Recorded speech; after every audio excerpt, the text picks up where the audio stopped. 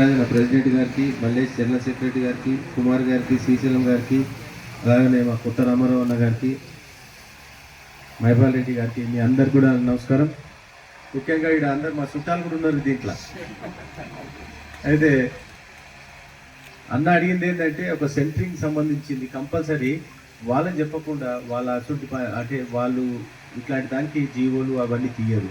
నేను 2 మున్సిపాలిటీలో ఉప్పల్ కానీ కాపురాల వాళ్ళ కంపల్సరీ నేను మెసేజ్ పెడతాను. నేను ఏమనంటే నేను డెమాలిషన్ చేసేటప్పుడు సెంటరింగ్ వాళ్ళతో మాట్లాడి కొద్దిగా వాళ్ళ సెంటరింగ్ తీసేసుకోమని చెప్పి చేస్తాను. నేను మీరు కూడా కొద్దిగా ఆ మనిషిని చూసి కొద్దిగా గుర్తుపట్టండి. మీరు కూడా అంటే పర్మిషన్ తీసుకుండా లేదా అనేది మీకు కూడా ఐడియా ఉంటుంది. మీరు ఎన్నో ఏళ్ళ సంది పని చేస్తున్నారు కదా, వాడు పర్మిషన్ తీసుకుండా గవర్నమెంట్ జాగాలు కడుతుండా.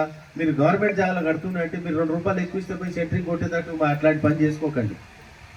ఎందుకంటే 2 రూపాయలు ఎక్కువ ఇస్తారంటే ఎవరికైనా ఆశ ఉంటుంది, అరే వాడు చూసుకుంటా అంటుండని. కాబట్టి మీరు మొదలు ఎవరైతే కాలనీలు అయితే మీకు ప్రాబ్లమే లేదు. ఏడైతే కొద్దిగా అంటే ఇట్లా ఓపెన్ ప్లేస్లలో ఏదైనా కట్టుకునేది అయితే ప్రాబ్లం ఉంటుంది. ఇది దాని తర్వాత కాలనీలలో కూడా ఎక్కడ ప్రాబ్లం ఉంటుంది, 3వ ఫ్లోర్ 4వ ఫ్లోర్ 5వ ఫ్లోర్ కట్టుకునేదేనా కొద్దిగా జాగ్రత్త పడి అరే అప్పుడు మీరు అడగొచ్చు, సార్ మళ్ళీ ఎవరైనా ఇట్లా ప్రాబ్లం వస్తే మేము ఏం చేయాలని. కాబట్టి ప్రతి చోట మీరు సెంటరింగ్ కొట్టేదేరా ఇవన్నీ అడగండి. తప్పది, మనకు రోజు చాలా మార్పులు వచ్చినాయి కాబట్టి అడగొచ్చు మీరు.